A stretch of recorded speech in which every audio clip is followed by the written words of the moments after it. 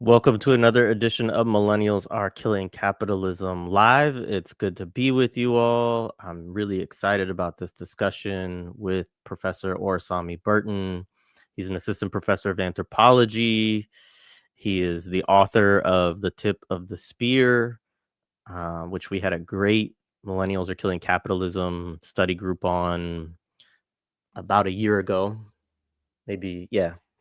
And yeah, and I called it initially in the show description award-winning book, and Ori corrected me that it had not won any awards, which I'm sure he is proud of. But at the same time, I was like, that's ridiculous. Like, what are we doing? Um, so anyway, I think I think I've been working on this. I think I'm gonna do an episode where I do like books of the year back for all the years that we've been doing millennials. So um, keep an eye out for that. We do have a Samir Amin accumulation on a world scale study group on our Patreon for anyone who's, gives at least $1 a month to us. Um, it's also available for YouTube members. So if you support us on YouTube or Patreon, all you have to do is email me, and you can get in on that. And there's a link to our Patreon in the show description too. And today we're going to do something we've been talking about doing for a while. So I'm just going to bring Ori to the stage now so that we can talk a little bit about it together. All right. Ori, good to be with you, man. Peace. Thanks for having me. Oh, it's an honor. I know we've been talking for really a couple of years about doing some different stuff about these figures, these, counterinsurgents, counter-revolutionaries, really, as we'll talk about today. And yeah, thanks for reaching out. And we'll be talking about Frank Kitson. The book is Low Intensity Operations, Subversion, Insurgency, and Peacekeeping, or he has the paperback version. And we'll talk a little bit about him too. And we're going to do this. It'll be a multi-part thing, probably maybe 3 parts, because there's 3 parts to the book, right? And then we're also going to weave in a little bit of discussion about him as a figure, as an individual, and some of his life outside of the book. So yeah. So anyway, welcome. Where do you want to start? Yeah, where do we start? I guess talking a little bit about Kitson, about the book, and some of the things we've been talking about, how to read material like this, how to read counterinsurgent, counter-revolutionary material, or at least how we've approached that.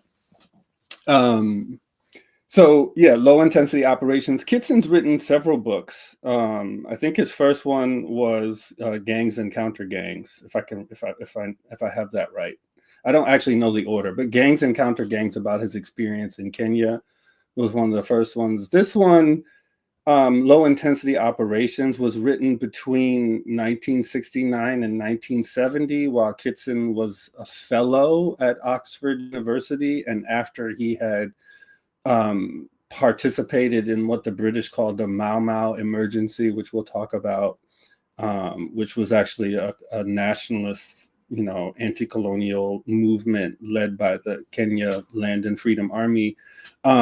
He participated in the counterinsurgency in Malaya, and had also participated in counterinsurgency operations in Cyprus. And he was and he wrote the book just as he was about to be deployed to Northern Ireland. And I think actually he had visited Northern Ireland briefly before writing the book, so he had been involved over the long term. So this is really a distillation of the sort of lessons that he had learned through the course of that period, but also and we'll talk about all the sources that he's actually drawing on.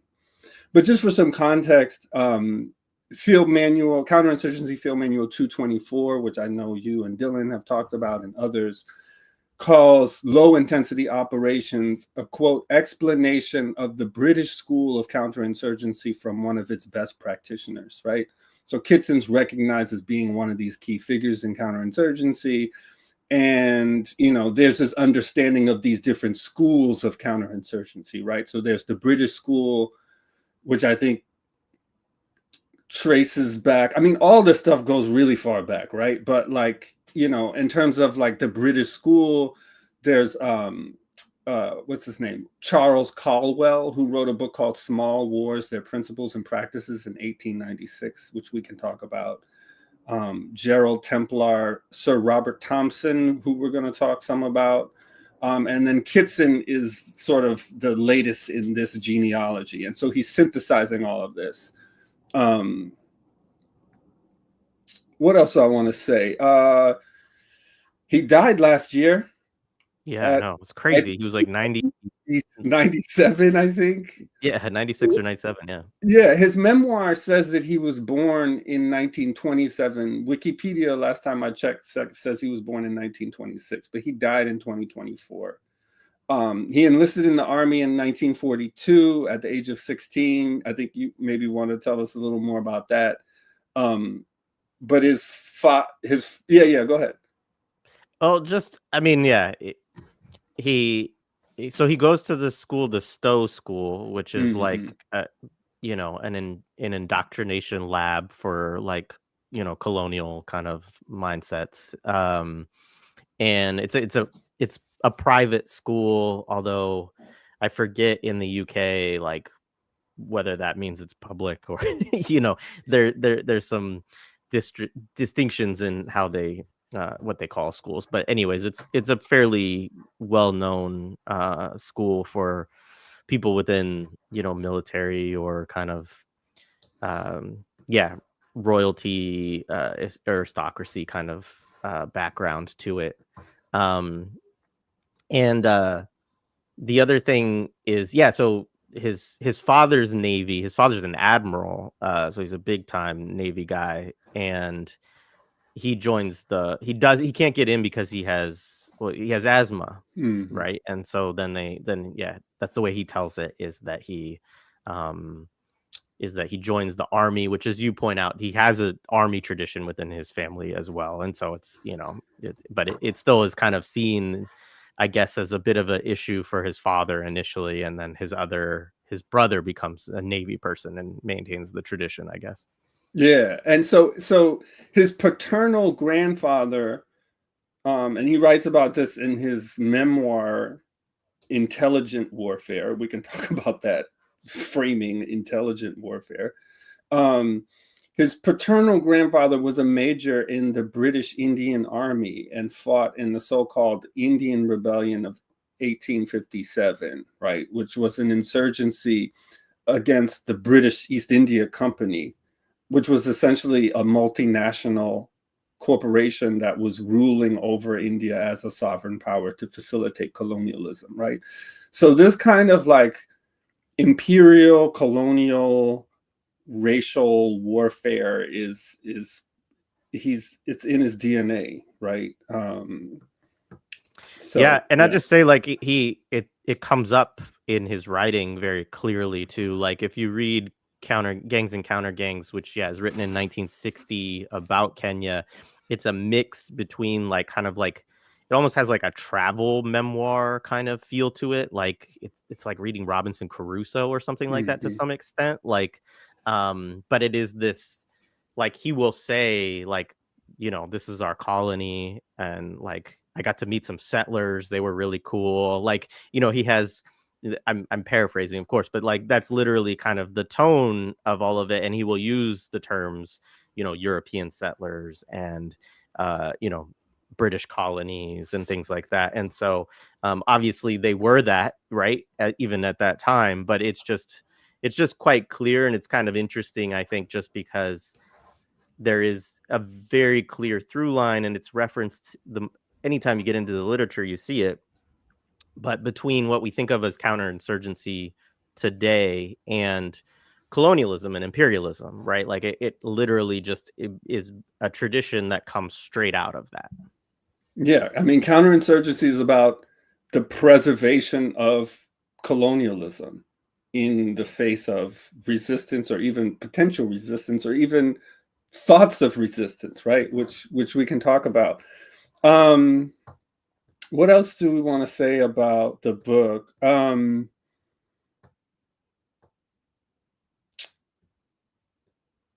Yeah, so I guess let me read a preface to the paperback edition.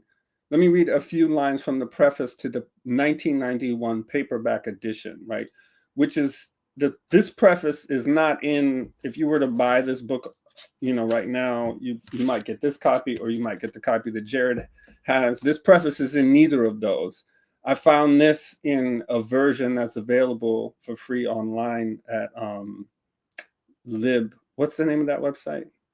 Yeah, it's libcom. I Yeah, can get a link libcom. and put it Yeah, yeah. in the show So notes. folks can download this for free. It's a really clean PDF, but this preface is in here. I'm just going to read some of it. So in one part of the preface, he says, low-intensity warfare was widely studied abroad, particularly in the United States, and was translated into several foreign languages. So that's just one thing, right? So the counterinsurgency field manual says that it's central to this sort of British school, but it starts to circulate just as the United States is developing what it wants to be seen as its unique approach to counterinsurgency. And so, this becomes a key focal point of study in the United States. And as we'll discuss, it's in order to apply counterinsurgency and counter-revolutionary techniques abroad and domestically. So then the next paragraph, what was surprising was the effect that the book had in non-military circles. A number of commentators, many of whom came from the far left of the political spectrum, claimed that the book was a blueprint for the suppression of legitimate dissent in Great Britain and an interference by the army in the political life of the country. In fact, the book is completely impartial as between the political left and right, and contains no suggestion that the army should ever act in a way contrary to the instructions of the legitimate government. Indeed, the heat generated at the time would be incomprehensible in today's climate of opinion, but is of interest as an indication of the very different situation that existed in the early 1970s. So again, this is the preface to the 1991 paperback edition. It's not in the updated versions.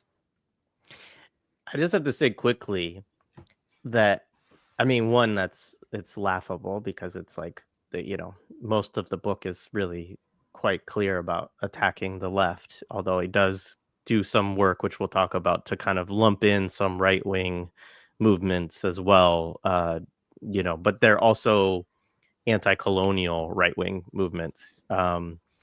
But the other side of it too, and this goes to counter gangs because I haven't finished. I wanted to stop at part one because we're going to kind of cover part one today, but I've been reading gangs and counter gangs too to get some background on where does he come from through 1960 and in Kenya and stuff like that. And like in that text, he's quite clear that like stuff that they're doing is either illegal or not approved by the state.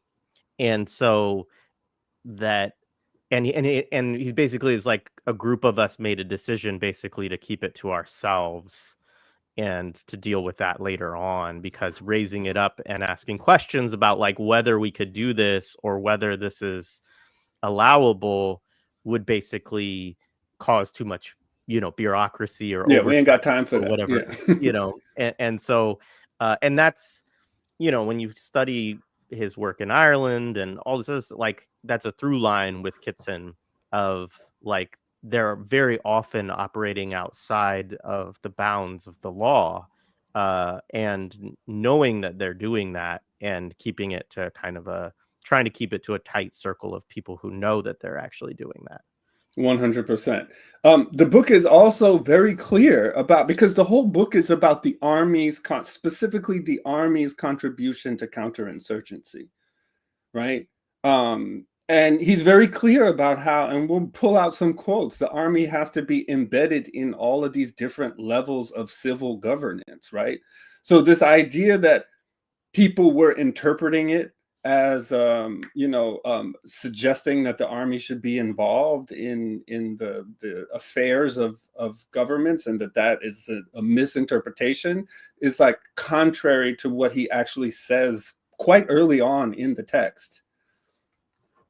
And then the other thing that I just wanted to point out here is that he's saying that heat was generated by the left, right? So the left was studying this text. And so we'll talk about, like, because so much of counterinsurgency is about studying your opposition. The left is studying the right and vice versa. And like, what are the ethics of knowledge production under these conditions? So we'll talk about some of that. But again, this comes out just as the sort of what they call the Troubles in Northern Ireland starts to intensify. And so folks in Northern Ireland are reading this text as a way to understand the sort of tactics that are being used against them. But people are also reading this text in the US. So I first learned about this text from reading an essay co-authored by Mutulu Shakur and other political prisoners in Marion Control Unit, the federal penitentiary in Illinois, who wrote an essay called A Scientific Form of Genocide, which explores behavior modification and counterinsurgency in the US prison system, which obviously you can tell from the title was very central to Tip of the Spear. I cite it in the book, but like, I read that and saw that Kitson was cited there. And that's sort of how I got introduced to Kitson, right? So there's this tradition indeed on the left of studying Kitson as a way to understand how the opposition is thinking and operating.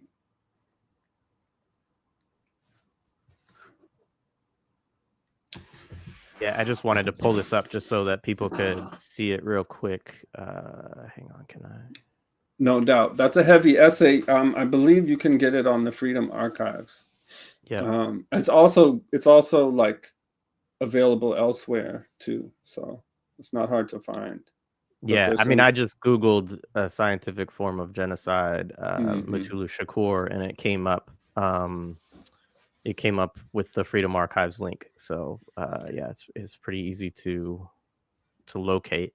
Yeah. Now I've come to, I mean, we can get into this at some other point, but I don't actually think it's a science. I mean, I've talked about this before. I think calling counterinsurgency a science takes it too seriously. I mean, obviously there are scientific aspects of it in the sense that they're pulling in intellectuals, interdisciplinary intellectuals, and people with PhDs and MDs to like lend their expertise to the process. But like, you know, these cats are often making stuff up as they go along, and a lot of it just boils down ultimately. I mean, there's a lot that happens, but at the end of the day, at the baseline, it's violence. It's massive. It's the use of massive amounts of violence in order to assert control. Yeah, I mean, I think that what I would say, you know, it's a hard science or a soft science. It's a science in a certain way, in the same way that revolutionary theory or struggle could be. I mean, like they're experimenting, they're studying, they're, you know, drawing conclusions from what they find successful, and then they're trying to increase it, you know. It's a praxis. It's a counter-revolutionary praxis. My problem with calling it a science is that, and this is the other thing that I kind of just wanted to preface the text with. I think, you know, in terms of how we read these texts, we have to keep three things in mind. The first thing we already talked about, which is that they be lying, and they be lying in important ways, right? So they're pathological liars. They get paid to lie. That's part of their job, is to lie. I mean, it's part of the revolutionaries' job is to lie too, but to lie in a different kind of way, I think. So, I mean, Kitson actually says this toward the end of the book, and I know we're not doing those later parts, but I just think this illustrates the whole thing. He says toward the end, he says, that intelligent practitioners of the art of counterinsurgency find themselves developing a new set of characteristics, such as deviousness, patience, and the determination to outwit their opponent by all means compatible with the achievement of the aim. Right? So in the beginning, he says, okay, we studiously follow the law, everything's above board. But at the end, he's like, yo, do whatever it takes to achieve the objective. And the person who wins is the one who's the most devious. Okay. So deception is the name of the game, right? He talks about following the law, but then we can read subsequent studies on what goes down, and we can just see systemic law breaking. So they be lying. Two is something else we've already talked about. They're racist. It's a fundamentally racist enterprise that aims to maintain the subjugation of the colonized world. So epistemologically, they're flawed, right? So like the British school of counterinsurgency is this dude, Charles Caldwell, is central to that school. And he talks in his Small Wars manual about savage warfare and how there's a whole different ethics of battling the so-called savage, right? And so in some ways, his argument that like, okay, we follow the law, in some ways that's consistent if you understand that they don't see these colonized geographies as being populated by human beings who are rational enough to be law-abiding citizens and subjects, right? So it's a so this is all of this is refracted through a white supremacist epistemology, right? He talks about Africans as primitive people in this text. Elsewhere, he talks about how he suggests that Africans feel less pain. He talks about how he couldn't use truth serums in Kenya because Africans don't have the same kind of morality. Like it just won't work on them, that kind of stuff. So they be lying, they're racist. And then finally, there's a profound cynicism in all of this, which is to say that counterinsurgents see the worst in everyone. They actually, they're not engaged in like, they ultimately think that everyone just wants control, that their enemies just want to control the population, right? Which I think is different from a movement that's trying to establish organizational discipline so that they can make effective interventions, but rather that, all counterinsurgents are just about trying to replace the dominant regime so that they can enact their own form of domination. And I don't actually believe that. I think that there's a different kind of ethical basis for a lot of these movements that actually believes in the capacity of people to organize themselves. I think ultimately counterinsurgency and those who practice it have a very low opinion of the intelligence of ordinary people and their capacity to rule themselves. And so it's the cynicism, the white supremacy, and the fact that they be lying means that we have to read these things very carefully and study counterinsurgency without sort of internalizing it. So that's what I wanted to say about that. Thank you. Yeah, I mean, I think those are really important points. I think one of the things that is interesting to me to think about a little bit is like, you know, like there's a lot of questions I think that come up of like, why do we read this stuff? I mean, I think one, as we get into it, it's very clear reading this book that they're reading all of our stuff and some of the best of our stuff. And they're studying it and they're trying to figure out from reading those texts how to undermine what radicals, revolutionaries are trying to do. The other thing too is like, I think that it really exposes quite clearly some of the fundamental contradictions within liberalism.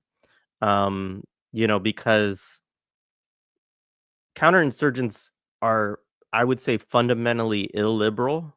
Like they don't actually believe in this idea of, you know, of citizens, right? And I realize I'm stepping into words that I don't even want to claim or to uphold, but I'm trying to speak in the language of liberalism for a second, political liberalism. And they don't believe in the idea of citizens getting together and organizing to make their society better. They believe that everything, like, there's a point at which Kitson says, um, you know, basically in a democracy, you elect representatives, and it's the responsibility of those representatives to do politics. Like, it's not your responsibility to do politics as a regular person. And so they are always trying to undermine attempts of people who are not politicians, who are not office holders, or in the case of the British Empire, Parliament and you know, monarch, uh, you know, that if you're not those people, like basically there's like a tacit or a minor admission that people will do these things, that they will protest, that they will march, that they will do these things. But all of that is suspect to them. And all of that is something that has to be undermined, infiltrated, and so on. And I know we'll get to this later, but for Kitson, he's like, even at the stages where like it's not a big movement, it's not particularly radical, it's not violent, it's not, it's like, no, infiltrate it when they're doing the rally about, you know, Palestine, or, they're doing it, they're obsessed with like infiltrating and subverting things, even in periods where I think a lot of us on the left would say, well, there's nothing there yet that really poses any kind of threat.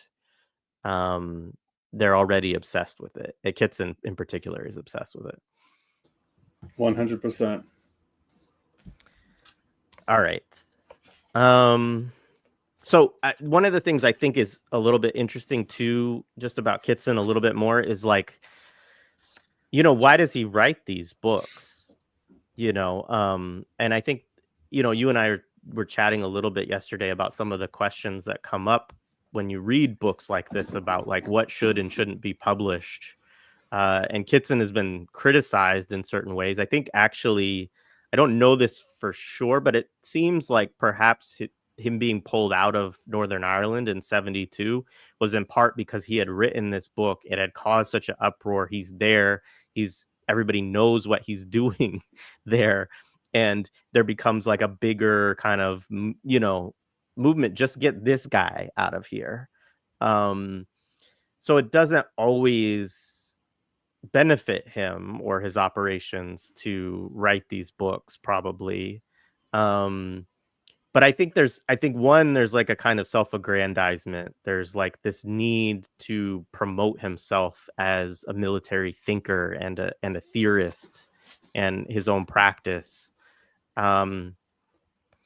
He does recognize, Adim brought up that, colonial, the deniable violence by coercive colonial apparatuses has been an old game, goes back in names, and this is true. We're certainly, what's interesting with thinking about a book like this, or thinking about what we call counterinsurgency now, is like, sort of, when did it start? What becomes, why are we differentiating these things? We could get into some of the text because he kind of talks about some of that. But yeah, I just find all of that fascinating, that he publishes these things. And obviously he's also trying to, it's kind of like a training manual in certain ways, for counterinsurgents. But at the same time, he didn't have to publish it like publicly, and I think that's one of the interesting things about some of these figures. And you still have people like this. that they share so much, and then you see, like, it's really interesting, I guess, to go back to that point about the illiberal ideas and the fundamental contradictions, is like that part of what interests me about this literature is just that it's out there and they're just saying it, and some people don't read it at all, anyway. Yeah, no, part of it too is, I mean, it's not the same as academia, but there seems to be a kind of political economy of knowledge production in this sphere of like intellectual, like counterinsurgent intellectual labor, because there's so many of these manuals and they just reiterate the same stuff. Like, so we can get, that's the other reason to not take this stuff too seriously, is because there's always some new manual, they call it something different, but like at the base it's the same. It's the techniques don't change really. The emphasis on the relative emphasis of violence versus psychological warfare versus different kinds of inducements changes, but the stuff is pretty static. Do you want to go into this? Do you want to go into this piece on the terminology where he kind of lays some of this out? Yeah, for sure. Yeah. Yeah. So I'll read a little bit of this. Sure. Yeah. All right. I share my screen for a second. I don't know how easy this will be for people to see, but I'll share it anyway. So he's like, he goes into this part on terms, and he says, under the circumstances, any attempt to redefine all the terms is more likely to bring confusion than enlightenment, but nonetheless important to make an attempt to explain the more important ones used in this book. No doubt the most satisfactory answer would be to settle for one all-embracing expression. So this is where he's like talking about, why don't I use counterinsurgency, or what am I talking about here? Which could cover every form of conflict carried out by people other than those embodied in the legal armed forces of a country. The nearest approach to such a term would perhaps be revolutionary warfare, but to many people, such an expression is too heavily weighted towards the activities of communist or left-wing groups. It would somehow seem wrong to describe the activities of Grivas or Mihailovich, I don't know if I'm pronouncing those names right, in this way. Another possible solution would be to take a well-known term such as subversion or insurgency and to define it arbitrarily in such a way as to cover the whole subject. He goes on. The interesting part, in part, is like as he gets into defining subversion and insurgency, he says subversion then will be held to mean all illegal measures short of use of armed force taken by one section of people of a country to overthrow those governing the country at the time or to force them to do things which they do not want to do.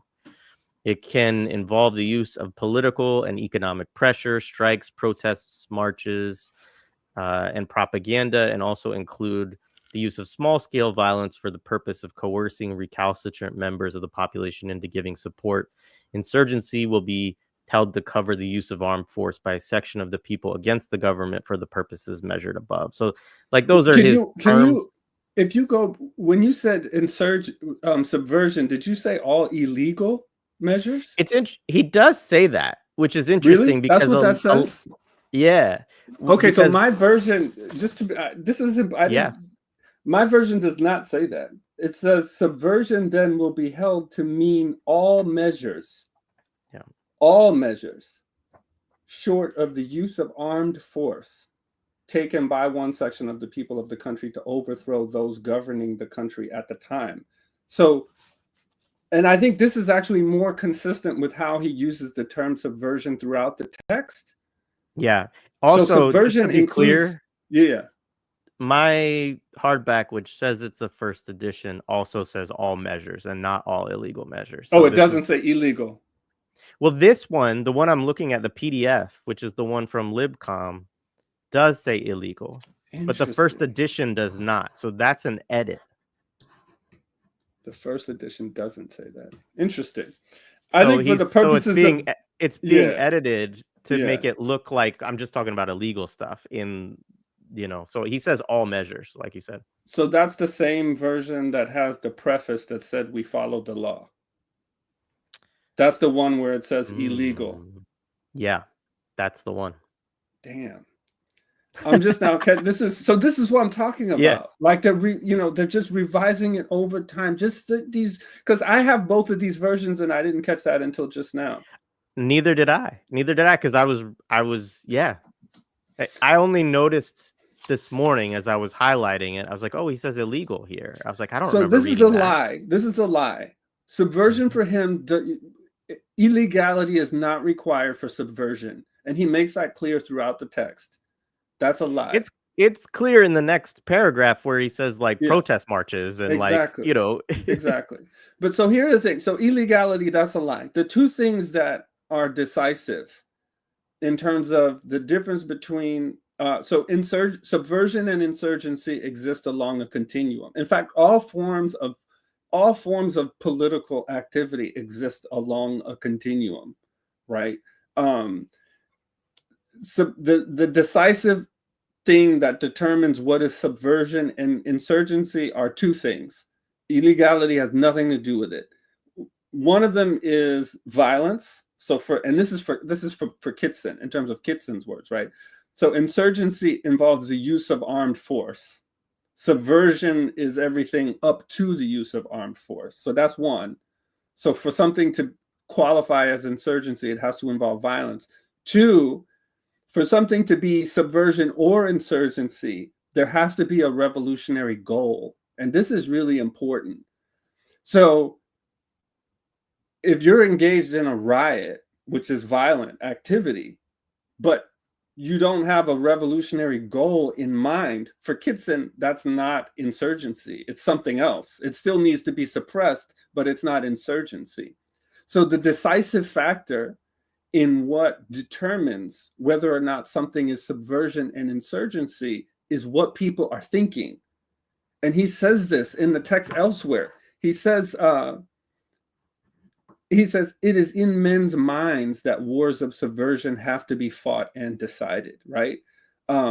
It's the goal, it's the intent that is dangerous, that is most dangerous, and that signals a different level of engagement in terms of how these things have to be dealt with for Kitson. Yeah. Well, we could talk about, we won't get into it, but like, that's like January 6th and Donald Trump, right? Like, it's like, this is not an insurgency. Like, these are good people.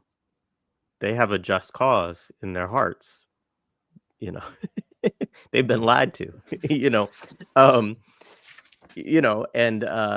but it also goes to things like why, people always raise the questions like, why don't the police go nuts when there's a riot after the Eagles win the Super Bowl or, whatever, right?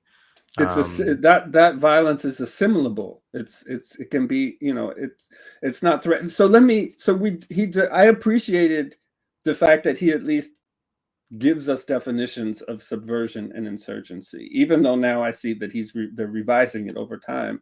But there are all these other terms that are in circulation that other people who do this kind of work use in different ways. So I just wanted to read them. He talks about how the British Army gives separate definitions to civil disturbance, insurgency, guerrilla warfare, subversion, terrorism, civil disobedience, communist revolutionary warfare, and insurrection on the one hand, and of counterinsurgency, internal security, and counter-revolutionary operations on the other. Elsewhere, conflicts are variously described as partisan, irregular, unconventional wars, and the people taking part in them have an even wider selection of labels attached to them, right? So these are all, so sometimes, again, people take this stuff too seriously and they try to really parse out the difference. But the fact of the matter is that a lot of people who are in this community use these terms differently.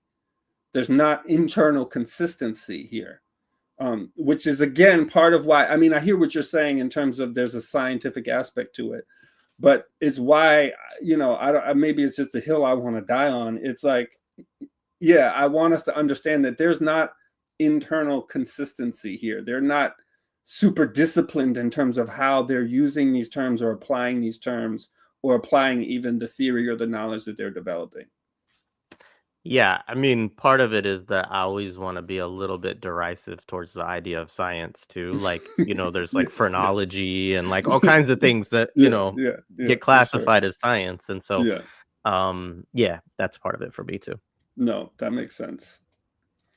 The other thing too, so let's continue on a little bit. Let's see. Do we want to say so? I think it would be good to just give like a sketch before we go further to into some of the things. So we didn't talk a lot about any of what are considered his innovations or Yeah, like his important kind of field experiences, I guess we call them that, in yeah, terms of shaping him. So Malaya is like one of the most brutal anti-communists, counter-revolutionary campaigns. They and one of literally the put, ones that's held up as one of the most successful in terms of yeah, how they understand their own history. yeah, it's raised up as like this is the origin or one of the origins of counterinsurgency. Hmm. Um, and that term really, yeah, it starts to be used more, I think, as colonialism becomes a little bit more challenged as an idea, like that maybe there shouldn't be colonialism. They're like, okay, we'll call it counterinsurgency. Um, but also communism is very important to this period. And I think we should talk a little bit about. So Kitson lays out.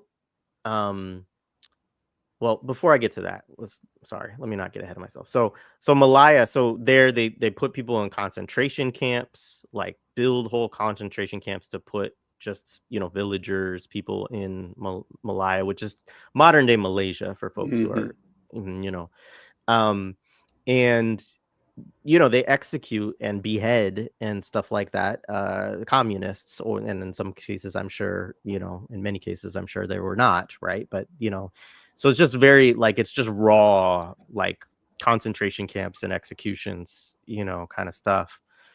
In Kenya, so this idea of counter gangs, like, one of his innovations is that um, he basically understands that as white British people, like there's challenges to them to fighting against guerrilla movements and fighting against Black African folks. Um, and so the idea of the counter gang is basically developing, we might think of them as Contras, right? It's developing a group of people that can do operations that that can blend in with the local movement, can subvert it, gain intelligence about it, you know, like become fake members of it, etc. Also conduct operations to confuse people to think that, okay, the Mau Mau did this when actually it's these other people who are pretending. So it's like the psychological operations are a lot of this for him. Hmm. And I'm sure we'll talk about that with respect to Ireland later on. But um, so those are like some of the big things. And I know we'll get to this a little bit later. I don't want to get ahead of that, but like he has this whole thing about poisoning the water, which is also, I think, one of his, kind of important, That's you know. just that's his little rhetorical flourish. You know what I'm saying? Yeah. All them cats was doing that. Yo, but let Yeah. me. So yeah, so Kenya's really the first one, right? Um, he gets attributed to. He gets often held up as the inventor of the counter gang technique, but they were doing that in the Philippines. But in the case of Kenya, and he writes about this. This other dude invented it. This guy, Holyoke, what's his name? He's mentioned constantly in that book. Yeah. There's a Holyoke in there. Eric Holyoke.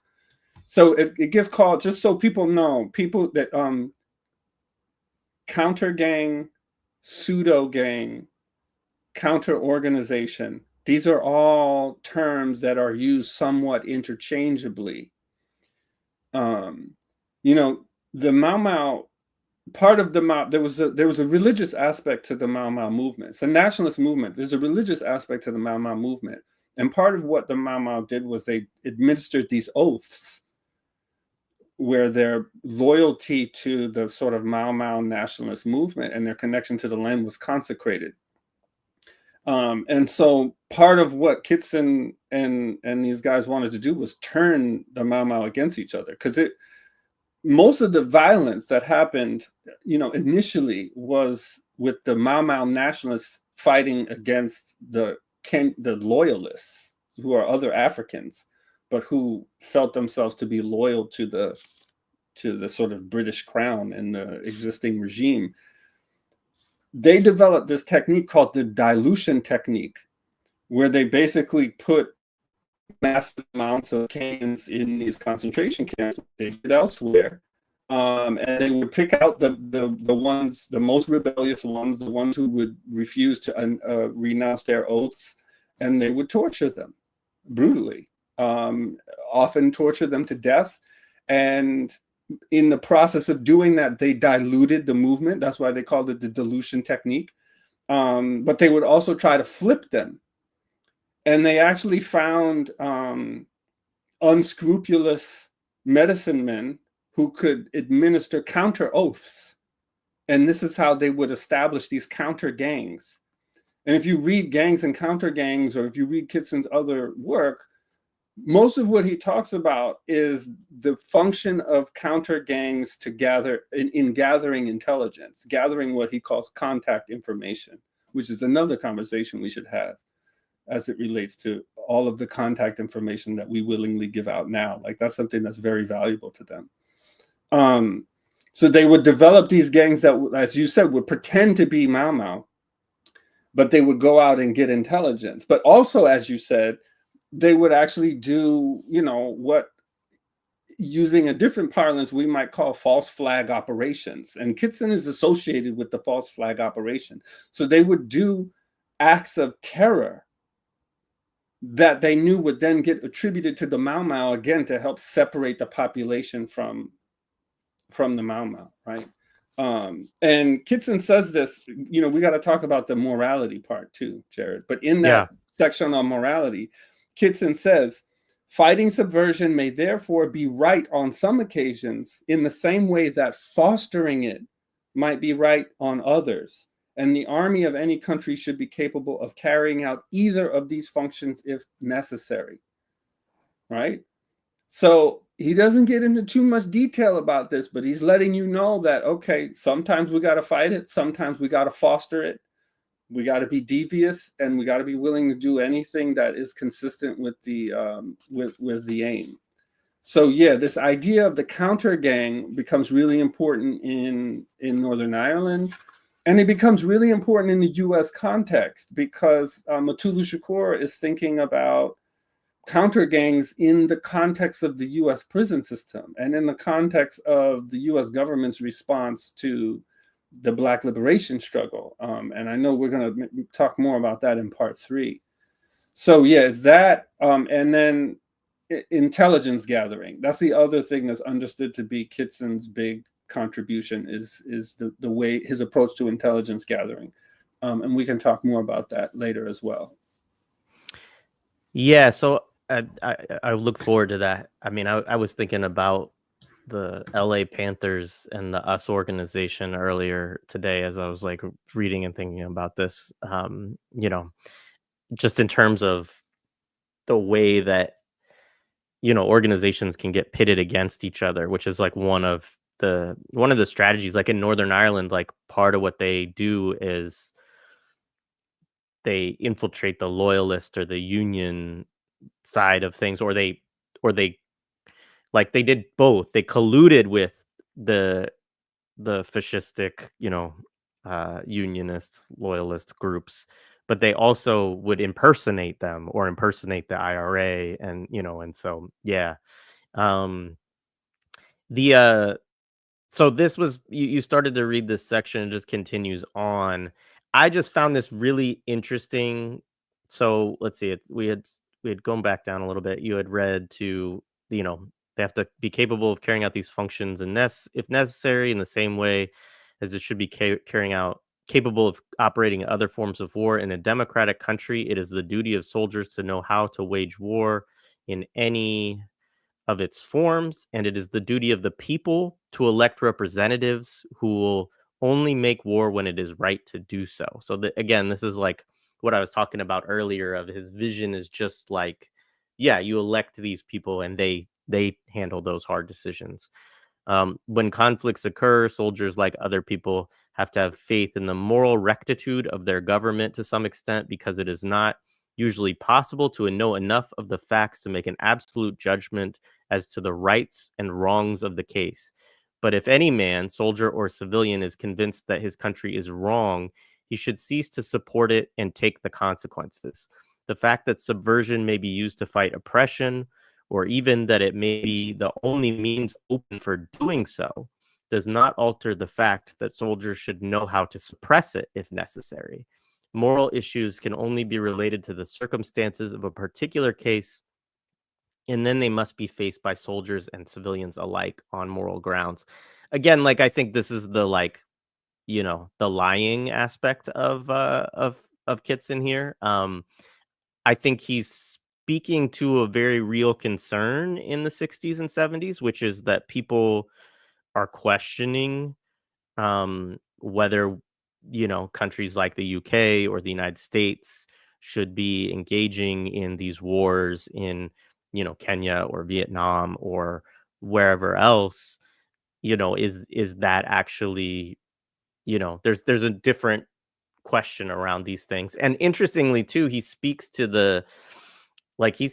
to revolutionary literature in particular when he talks about that basically in some cases violence might be the only way that's possible to, to do the right thing. So it's interesting because and also I think part of what he's leaving open there, of course, is that he knows that the military also at certain times will have to fight insurgency wars, right? And so there will be times when they have to promote, uh, a revolution, a color revolution, whatever we want to call it, in a country that the government that the United States or the UK wants to overthrow. Um, But I think it's an interesting thing because I don't buy at all that he's making some kind of moral or ethical calculus around whether or not a movement should be supported. Most of the movements that he fought against, from my perspective, not, I haven't weighed in and studied all of them, but most of them were on the right side, as you said, like they in they they didn't just want to replicate the existing order or create a new form of oppression. They were fighting for liberation. And yeah, I mean, though that's difficult and sometimes movements fall short and sometimes they make mistakes and all of that, but like it's fundamentally different than this kind of control and colonial worldview. But I think that this also speaks to something too you find in modern US counterinsurgency literature, which is all that matters to counterinsurgencies, to counterinsurgents, to the people who write these texts, is the relationship to empire, right? It is that these are our places that, we are the ones who should control the world. And if the government of this place is going to be on our side, we're with them. And if they're not, then we're against them. And, so it's a very kind of bifurcated, and maybe that has a little bit to do with Cold War logic at the time, but yeah, that's the way it still is, though, in terms of when you read US counterinsurgency literature, they're like, look, we'll support fascists and dictators if they're pro-US. Like they basically say that. And I think this is this Manichean logic, or it's like how these people actually see the world.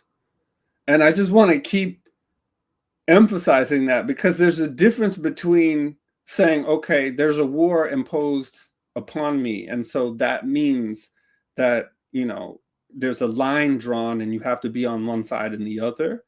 There's a difference between that and literally walking through the world believing that, like, most of the people that you're encountering are enemies or potential enemies, and trying to discern whether or not they can be assimilated into your, sort of realm, your domain of power, and if not, how to neutralize them, how to bring them to your side, how to incarcerate them or kill them. And I think that's how I think people are just walking around like that. Yeah, so chapter 1 is basically about why why it's important to kind of study counterinsurgency. I don't think we have to go deep into it, but he has a couple of points here that he pulls out. Um and one of them is like, so it's sort of like he's kind of theorizing like, why is this now important thing? Like, it isn't a new thing. He knows that. Um but basically he puts forth, I think, three main reasons, but a few reasons as to why um his theory is that counterinsurgency wars are going to become like really important, perhaps the most important phase of or type of warfare in the second half of the 20th century. For the Um West, yeah, yeah, specifically for Great Britain and the U.S., yeah. yeah. Um so let's see. One of them is definitely, which I found interesting, is like the nuclear People's, balance. yeah, that's the third one. Yeah, yep. Yep. So yeah, I'll start with that because it's kind of the simplest, but like, and it's kind of interesting. It's basically that you have the Cold War, you have the world split into in his way of thinking between communists and the West, and that um because there's a nuclear balance to some degree, or there's a mutually assured destruction, right, was like the term of the time, that they're not likely to engage in a big hot war with each other. And so, I mean, a lot of this is like, as other people have said, that the Cold War was hot in the global South, right? But it's this form of warfare where you kind of want to limit your own footprint. He also talks about that conscription may be kind of gone, like they're not going to have the draft as much, which is interesting because it's also, he's writing this amid Vietnam. Mm-hmm. And in the version I have is like a Vietnam general, US general, saying like, we should read this. We need to have a systematic study of our own operations and look at these kind of texts and think about what we're doing. But I think there's a recognition by these Western powers that drafts are very unpopular, and that the idea of, probably, he doesn't speak to this, but I think also like mass casualties among the citizens of these imperial powers is not as acceptable also by the populace. So I think those are a couple of the things that he raises. Do you want to Mm-hmm. talk about the Well, other one? yeah, Is I mean, the first, Yeah, there's the first one is people's attitudes, which is right. like, that's what he says. He says, there are three factors. Of these three factors, the question of people's attitudes is the most difficult to analyze and explain. You know why Mhm. it's the most difficult to analyze and explain? It's because this is his non-attempt to deal with the actual fundamental violence of the structure of colonialism and white supremacy, right? This is the one moment in the text where he mentions, and actually he doesn't even mention it. It's a quote from someone else where he says, he's talking about this guy, Liddell Hart, recognizes the importance of people's attitudes in relation to the incidents of subversion and insurgency. At least 8 years ago, when he wrote, quote, "Campaigns of this kind are the most likely to continue because it is the only kind of war that fits the conditions of the modern age while being at the same time well suited to take advantage of social discontent, racial ferment, and nationalist fervors." So that's the only time he mentions like racial discontent or national fervors, right? But so then he says, for the first 15 years of the Second World War, nationalistic fervor. So this is what he's talking about. This is why insurgency is going to be such a big deal for the rest of the 20th century, because of nationalistic fervor, right? Which is, again, it's a problem of people's attitudes, right? Which is a fundamentally conservative way of understanding what's happening, and it's a fundamentally flawed way of understanding what's happening, which is, again, why we can't take this too seriously. He can't engage too deeply with the structure of what is producing this fervor, because to do so would, that it would kind of undermine many of his arguments. So yeah, nationalist fervor, right? This nationalist fervor is, Russia is exploiting this nationalist fervor, right? So this gets to this issue of issue exploitation, which we can talk about. So that's one. He says it too. He says it explicitly there in the context of freedom from colonialism, was the most usual cause of the uprisings, right? So yeah. And he brings that, that's one of the few places where, like, this is, he moves on from this very quickly, right? He's not thinking too deeply about what colonialism is. He's keeping it at the level of, okay, this is just people's attitudes. Right? I mean, it's important to say he is pro-colonialism. Yep. Right. Like explicitly. It's a good thing. Yes. Yeah. This is like, I mean, and this is like very clear when you read Gangs and Counter Gangs. It's like, he's like, these Africans, they can't do anything for themselves. Like, we have to do this all for I think them, he's definitely on better behavior with this book. Like, like 20 years later, he's like, all right, let me. He still has his shots, which we'll get to, I'm sure, about the Irish, but like, it's not as, Yeah. And then the other one is, okay, he says, this is on page 17, whether or not there is more discontent in the world than was formerly the case, there is no doubt whatsoever that the means of fanning it and exploiting it are infinitely greater than they used to be because of the increase in literacy and the introduction of wireless television sets in large numbers, right? So the infrastructure for revolutionary propaganda is more robust.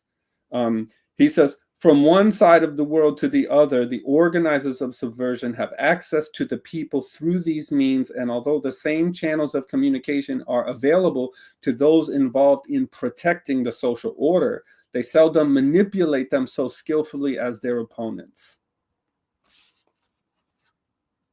So these are the three reasons he cites for the rise in insurgencies. Yeah, which is important because this gets into also the importance of propaganda and psyops for him. It's like he really is concerned. His idea is our enemies are effective propagandists and we're not very good at it. We have to get better at it than we are. Yeah. Not their ideas are better, right? Or they're like, right. Or they have people like it because they're right. Yeah. Right.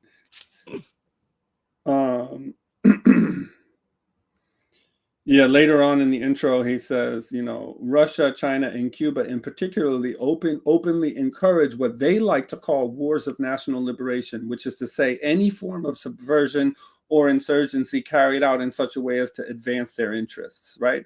So this is that deep cynicism there. And it also reflects the importance of not even just language, but like terminology and vocabulary as a terrain of war, and how they're making sure as not to extend any legitimacy to their enemies in even the way that they use terminology.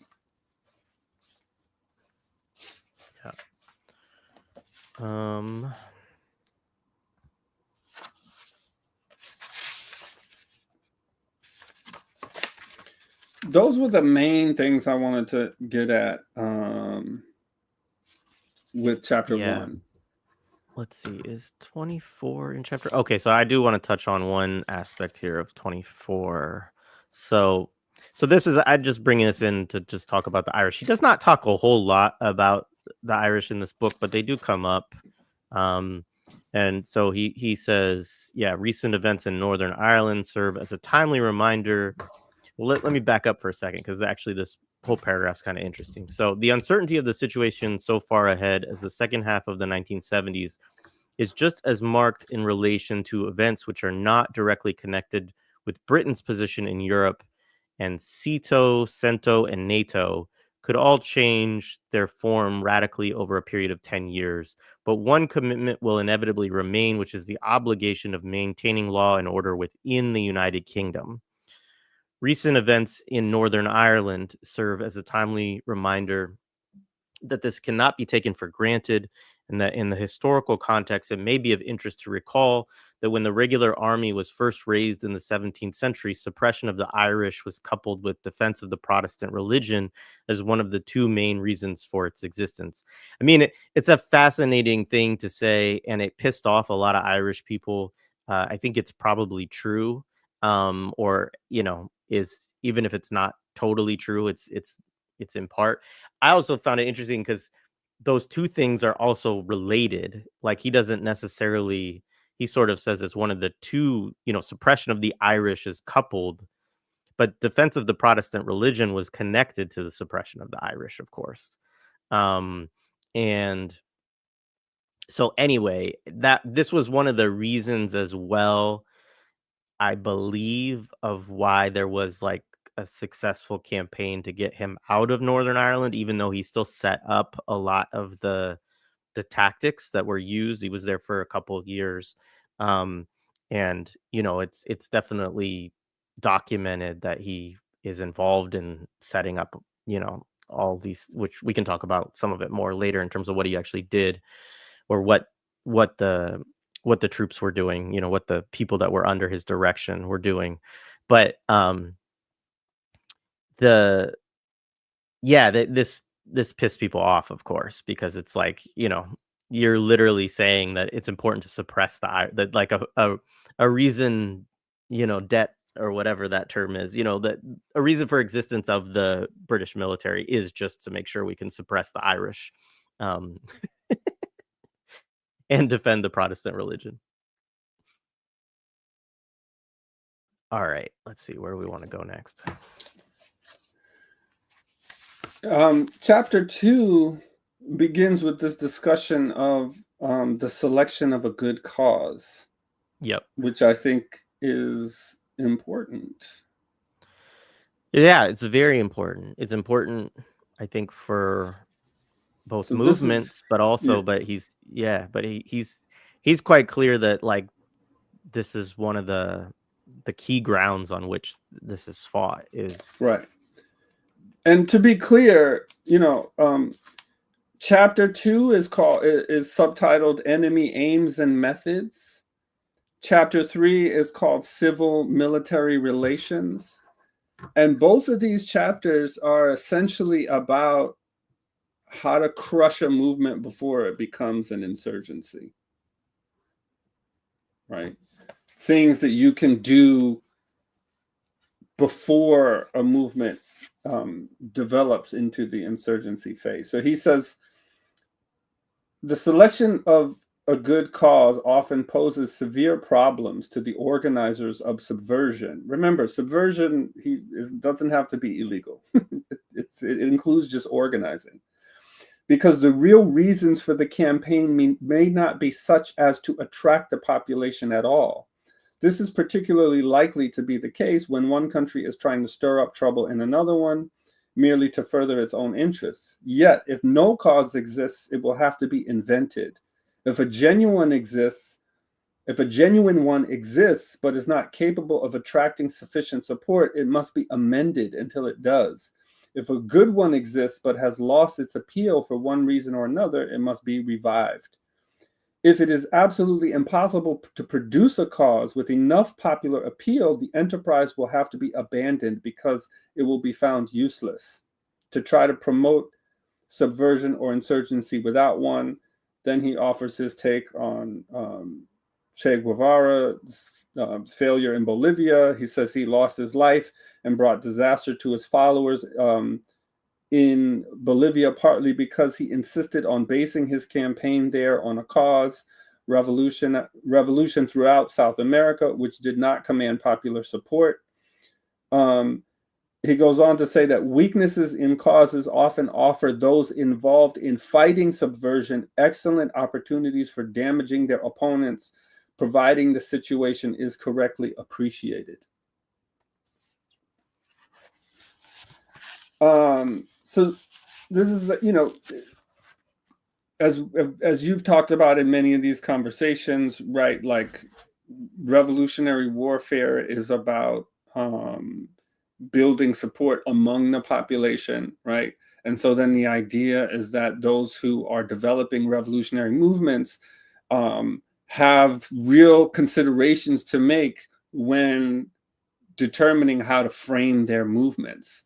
It has to in some ways be the demands have to in some ways be such that they will galvanize the population and bring them toward the movement.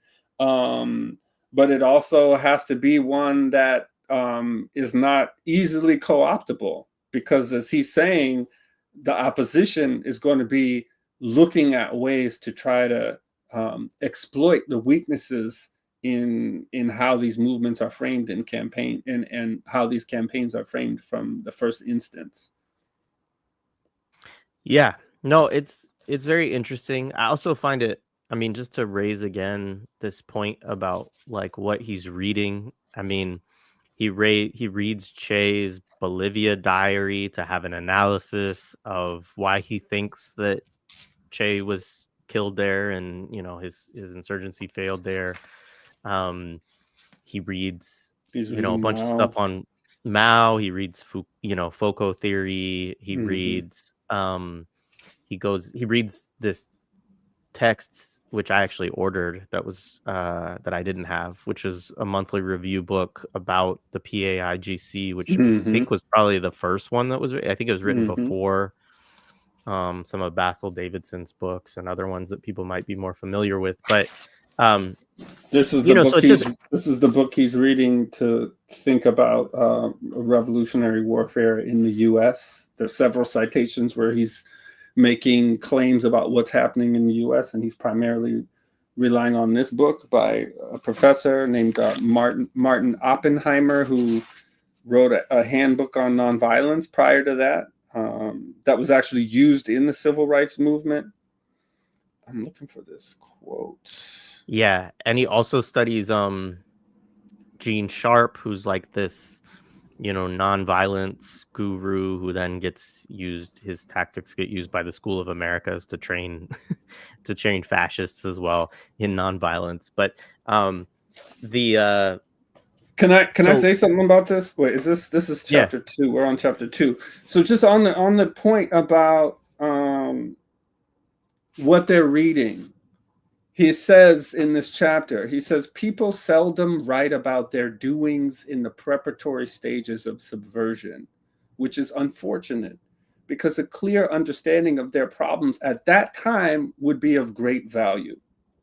So this is a counter-revolutionary saying, damn, I wish more people would write about the daily struggles and sort of problems, issues, contradictions that they're facing while they're building organizations.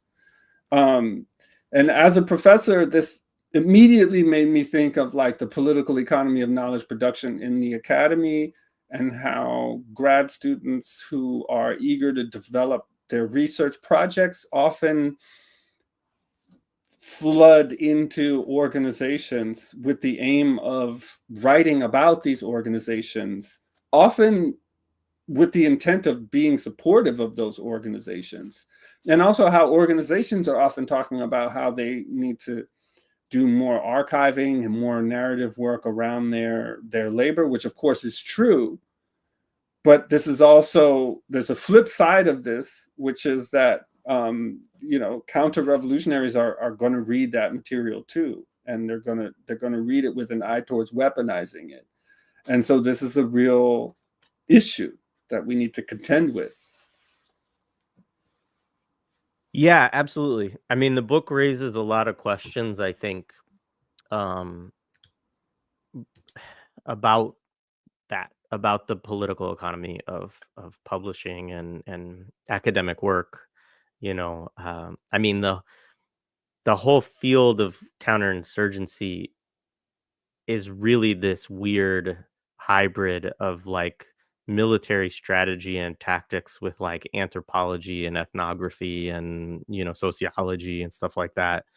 um And I mean, I go back and forth because I think that on one level, it, part of what I take it to mean is that we need to be studying as rigorously, if not more, than they are, both our stuff and their stuff.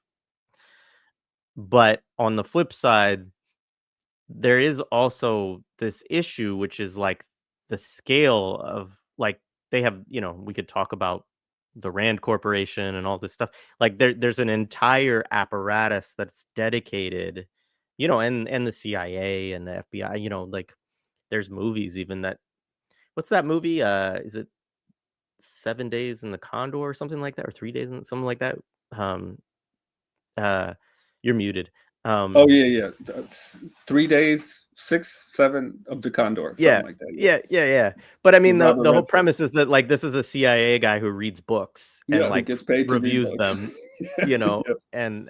and analyzes them, right?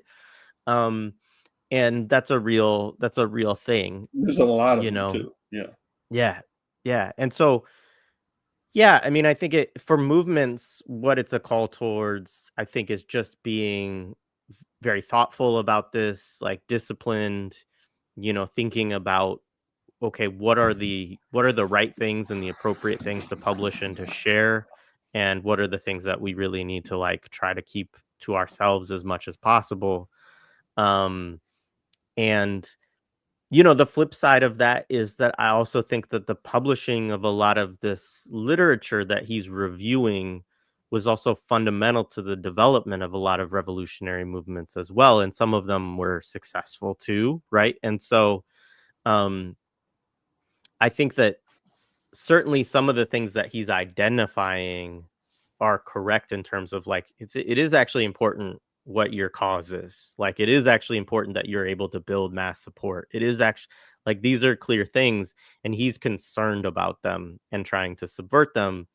So it's just kind of I think for people who organize just also being aware that like that's always something that is a possibility even if you just think you're doing something fairly, you know, small and mundane. Anyway. yeah, absolutely. Thank you. Yeah, 3 days of the 3 days. Condor. That's the film we're talking about. We Yeah. like kept adding numbers to it. Um, I had another point to make, and it just like went through, just slipped out that quickly. But whatever.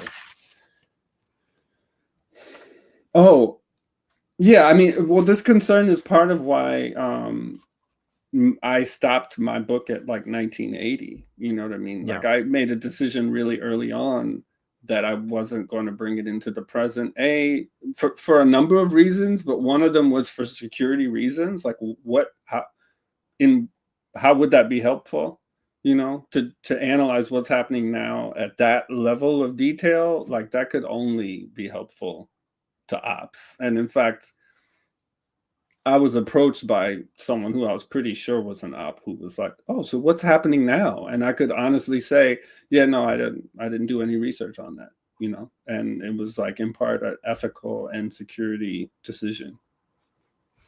Yeah. No, I appreciate that a lot. And yeah, I mean this chapter, I guess what I would say is like I don't know how much of reading it is that useful. I mean, part of what he does is he creates his own narratives and his own justifications for certain things and his own analyses of why certain movements, had some success or didn't, or problems that they faced. I don't know that like one of the problems with reading stuff like this is that he's not a reliable narrator, right? And his perspective is different than ours. And I tend to think that in terms of those particular ones, there might be some insights that he has, but it's more something that I think our movements need to be like it might be worth looking at for people to see how it's done, like what one approach would be. You wouldn't do it the same way, right? But he's looking at a range of movements. He really has he looks at Foucault theory and he sees some problems with it, he thinks, from the perspective of the guerrilla being able to successfully wage um, revolutionary warfare, which is something I actually want to bring Gio Mar on, because he talks about this in We Created Chavez. And so this is also an insight that certain revolutionary movements have had. But he's looking at these things from a different perspective. And a lot of his prose, right, is designed to undermine the legitimacy of these different groups, right? That's part of what he's doing also, is sort of explaining, like, it maybe getting to the issue exploitation thesis would be useful. He's sort of saying, like, these are all these bad, subversive, communist type people, and these are the things they tried to do, and this is why it worked or it didn't work. But his point of view is that it's fundamentally, like, unjust, basically, what they're doing, and that they're just trying to propagandize and create a cause. And yeah.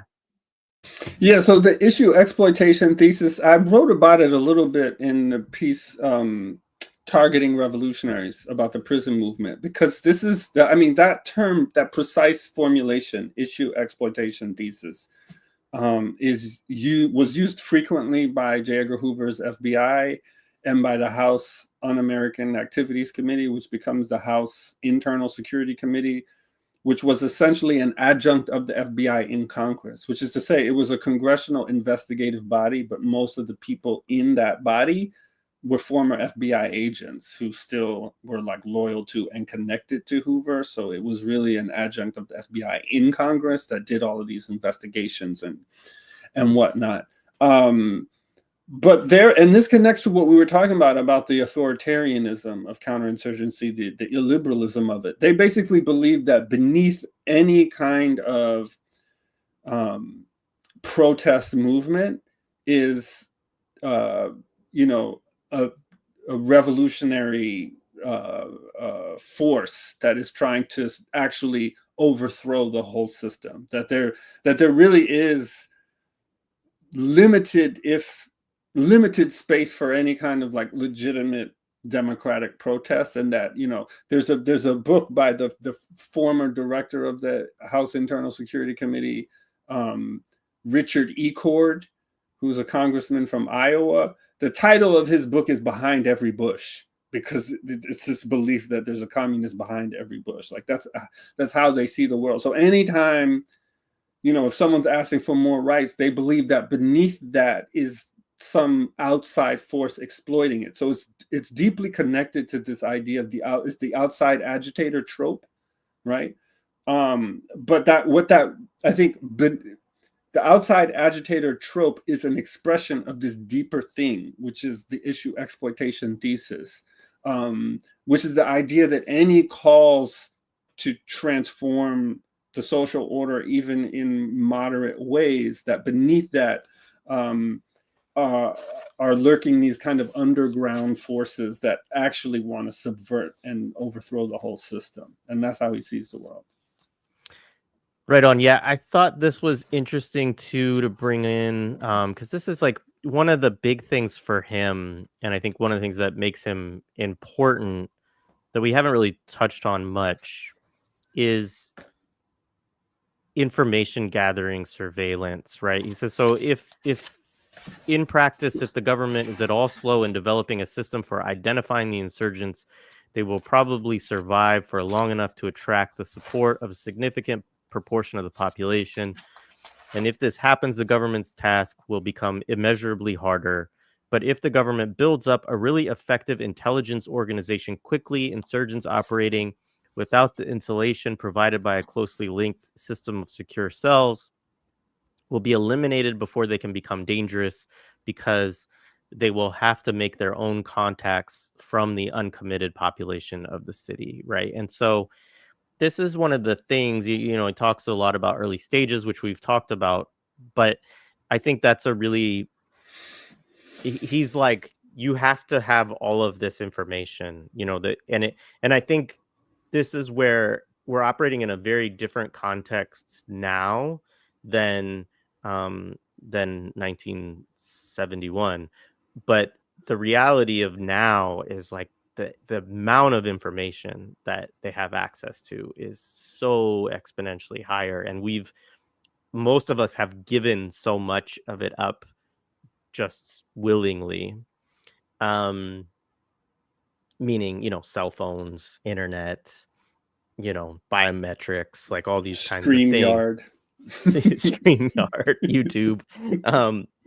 Yeah, and so I'm not like a total pessimist on what that means, because I also think that there are movements that we see that are able to do amazing things, even in spite of this, or to figure out different ways to keep information that they need to have secure. So, it's not a like all is lost thing for No, me, not at all. but I it mean, and they've is been just, doing this for a while too. That yeah, like they've been this whole idea of intelligence, like they've been doing that for a while and have failed still to neutralize certain movements with massive amounts of intelligence. So, yeah. I'm sorry to Go cut you off. ahead. No, go ahead. No. I wanted to bring up something from this. We'll talk more about this later, but this is a symposium that happened in 1962 where Kitson and these other counterinsurgents were a part of it, sponsored by the Rand Corporation, which we'll probably talk about in a later episode. But he gives a pretty succinct, I printed it out, but you can download it for free on the Rand Corporation's website. It's just called Counterinsurgency, a Symposium.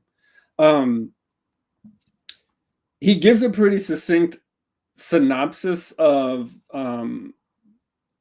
his work in Kenya, and he talks about, because he's like I said before, he's understood to be one of the he's understood to one of his contributions is his approach to intelligence, and he says that here he says in this report he talks about developing a comprehensive intelligence system in counter-guerrilla warfare, right? So you develop that system. You must not only have information collected by the Special Forces organization with its few experienced and reliable agents who might penetrate even the high enemy command. So he's saying, so one of the things that he claims credit for is this idea that you try to get an agent placed at a very high level of an organization, and you only need a few of those. But as many as you can get, whatever, but you only need a few.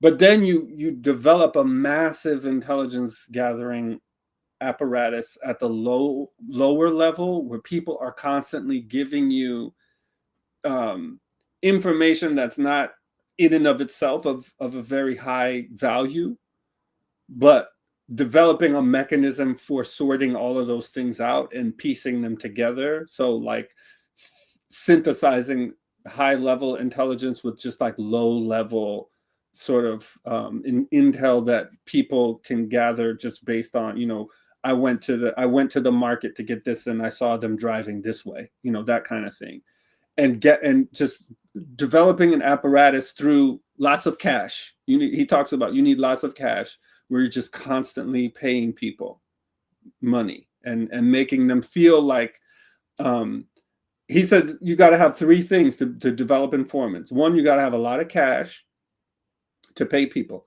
Two, you have to convince them that the penalty for not working with you is higher than the penalty of going with the other guy, right? So violence, torture, whatever. Three, you have to give them a sense that what they're doing is actually going to benefit their people.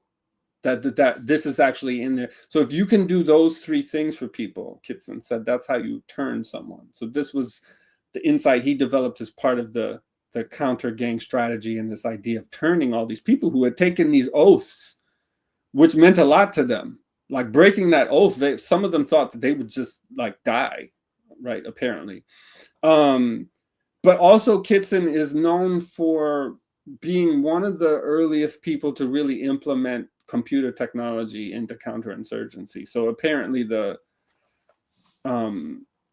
operations in Northern Ireland were really intensely computerized, and so a lot of this intelligence was being fed into these computerized early like the early internet and these computerized intelligence systems. Yeah, that's a fascinating nexus, which I'm sure we'll talk about more as this goes on. A couple of other thoughts that I have, and I don't have much more on this part. But one, like you can see his has a pretty decent understanding of dual organization, and also like part of what he talks about is that in terms of the spread of communism from his view, right? So he thinks that he's like, well, if the USSR just was like, hey, we're gonna come into this country and invade them and try to get, bring this country into a quisling kind of situation with the USSR, that like the populace wouldn't go for this. So he's like, so they have to, so then it's national liberation, and then you put some socialism in it, and and so he's thinking about what this is an interesting fascination of counterinsurgents, and it's like very connected to the outside agitator trope too. But just this idea always that you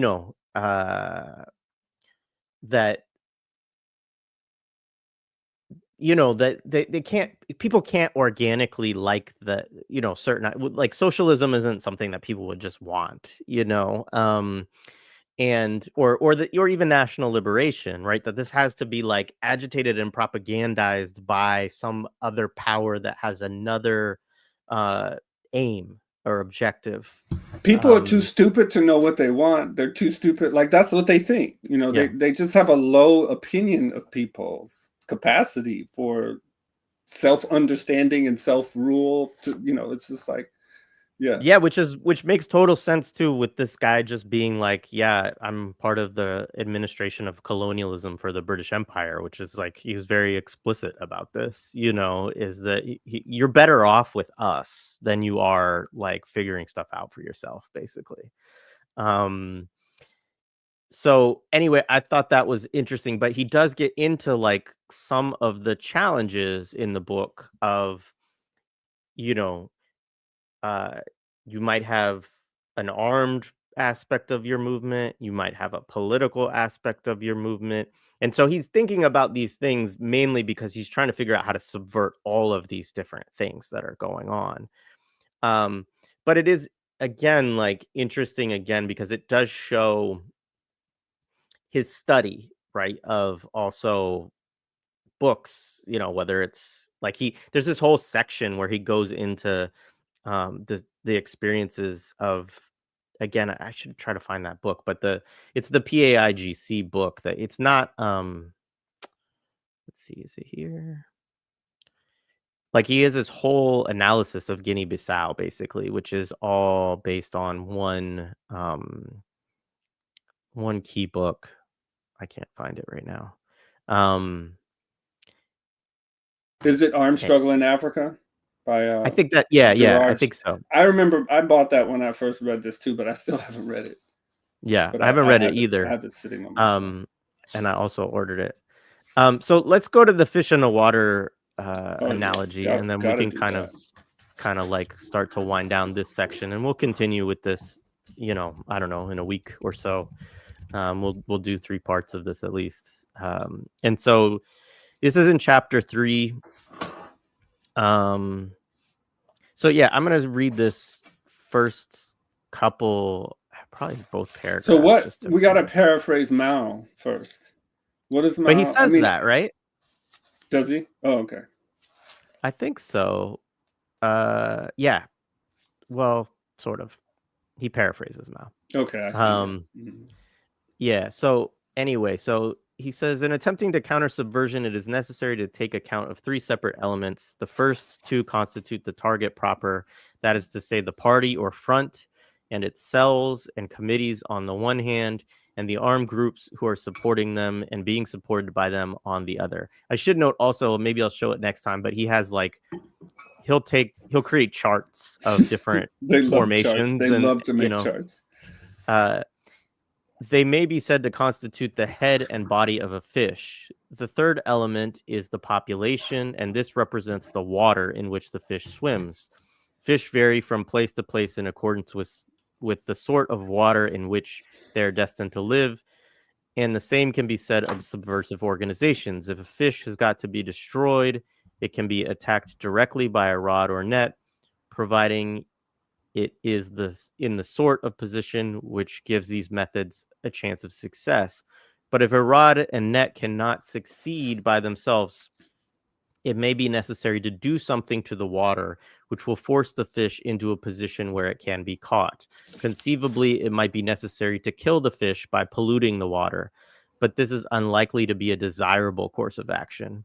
And then he says here, the fish and water analogy, of course, comes from Mao Zedong, but this has been bent and extended to illustrate the required point. So anyways, yeah, he goes on, but like the point is that he's interested in killing the fish, right? Which is the enemy, which is the party of the front, So etc. yeah, and Mao says in revolutionary warfare, he says that in the Revolutionary War, the revolutionary must be like a fish in the Right. what is it though? It's like the population, the people. You must swim among the people seamlessly, Right. something like that. Yeah, and so but the implication, and this, we'll get into this more as we go on reading this book, is, I mean, he actually says poison the water at some point. I Poison mean, the water. which It's is not like something desirable. You might not it, want to do it, but I'm just saying, it's a possibility. like one way to do it is to Yeah, poison the water. yeah. And so I just, we'll get in deeper to this as we go on. I don't know, was there other parts of chapter 3 you wanted to talk about? I don't know that Well, there was a yeah. I mean, there's things yeah. we can bring up for sure, but so what does poisoning the water mean? Polluting the water? What does this mean? This is a metaphorical endorsement of all manner of intense psychological warfare against the population, of again the use of counter gangs to create a negative image of these movements, right? I didn't mention that Eric Holyoke and Kitson at various times were known to cover themselves in black shoe polish and go out at night and maraud with their counter gangs. Often, Yeah, they talk about likely, that in the yeah, book. they Yeah. talk about it. And who knows what they were doing, indulging in their, indulging in their, violent fantasies or whatever. I don't know, right? But yeah, this is about doing something to the water, discrediting the Mau Mau, discrediting, these revolutionary movements. Yeah. I mean, I think we can, as we get into this and we do the next section, we can give some examples also from, some of the things that, his counter gangs and stuff like that did. But yeah, I mean, the implication obviously is that the populace is the target, right? Which this is something that very much lives on within counterinsurgency literature, is that it's difficult to convince the diehard revolutionary, right, to change their attitudes, ways, beliefs. But what you can try to do is break apart the population and mess up the way that they think about these things. Yeah. So just a couple other things. He says on page 50, the bottom, he says, so on the one hand, do something to the water, poison the water, but then he says that's not desirable. So, but he goes on to talk about measures designed to maintain and, if possible, increase the prosperity of a country, as well as measures aimed at the destruction of the subversive organization, because not only is prosperity itself a potent weapon in the struggle against those who wish to overthrow the existing order, but also there would be little point in defeating the insurgents only to be left with a ruined community. The program should also cater for rectifying genuine grievances, especially those which the enemy are exploiting as part of their cause, and for attracting support by implementing popular protests and reforms, right? About this elsewhere, but reforms as a counter-revolutionary weapon, as a way to give something to the population while detracting, taking away from the sort of revolutionary energy, damaging or otherwise undermining the cause. These are really important weapons. And he says later on, he says that the United States is very advanced in the use of positive action, or what Kitson calls the constructive aspects of counterinsurgency. And he says that they don't call it that, though. They call it development. He says that on page 52, right? So thinking of development. USAID. That's what that's what I'm saying. Liberal counterinsurgency is under attack from the right. In such a way that they're shifting the whole terrain of debate to where now people on the left find themselves in a position where they feel like they have to defend USAID. And I get it. I understand, but we need to be clear that these things were weapons, counter-revolutionary weapons in the first place, right? And so there are other things here, but that was the main thing that I wanted to point out for exactly that reason, around this idea of development as a weapon, this idea of reform as a weapon.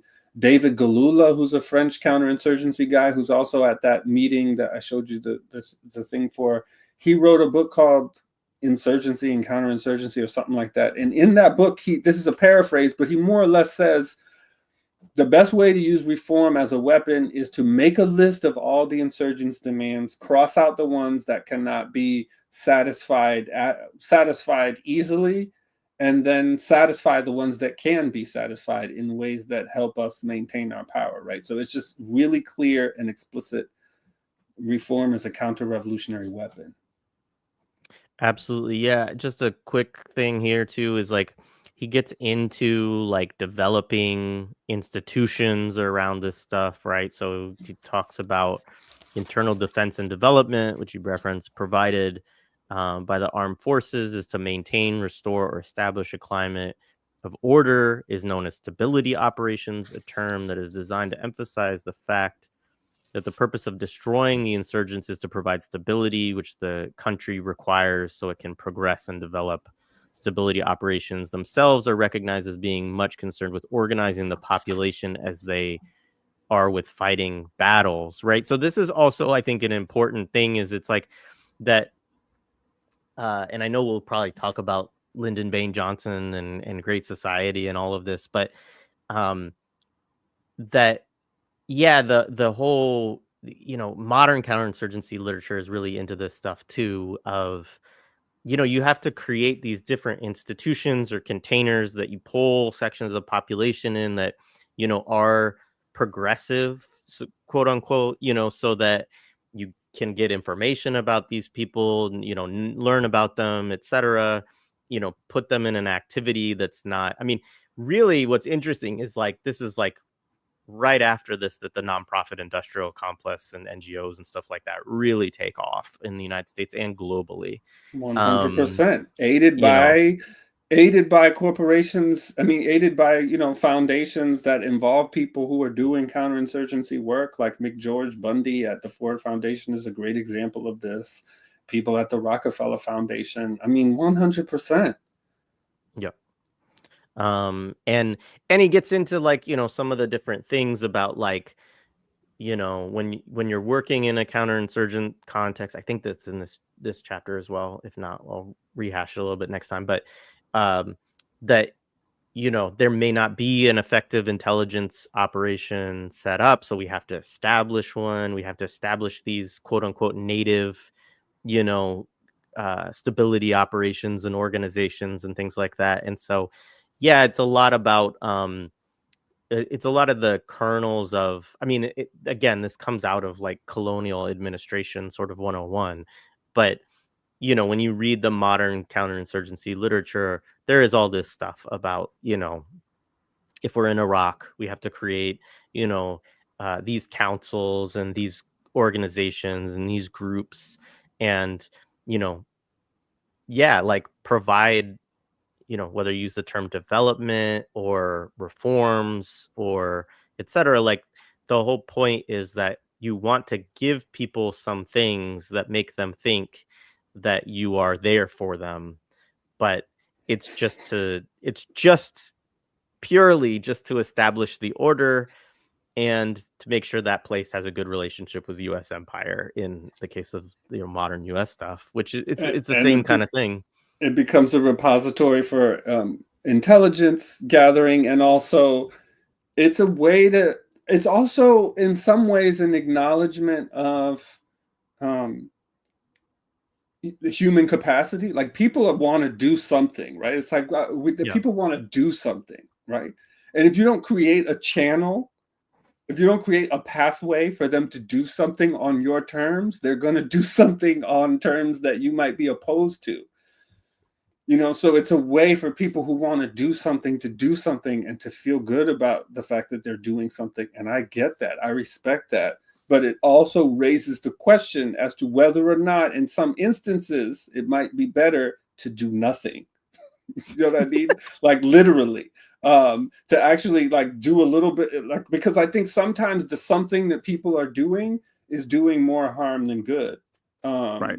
Do you know what I Right. mean? Are we doing the right things? Are we I mean, doing the right things? Yeah. I think about that a lot because there is this thing sometimes on the left. And I'm not going to call anybody out because I have respect for a lot of people who even think this way, but like they're just sort of like, we got to get people into practice and to doing stuff. And so like, we just want people to just try a million things. And it's like, like, yes, but also maybe that's not the thing to do. Like, I mean, Yeah. maybe those of us, not I'm not even gonna put myself in that category. Maybe people who are really smart and good and have a lot of good thinking about like how to actually have studied a lot of revolution. Like maybe we should listen to people who have certain knowledge within histories of struggle about the lessons that they've learned about these things, Yeah. and also be critical ourselves around some of it. Yeah. Yeah. Yeah. I mean, obviously, I was trying to be a little provocative and facetious.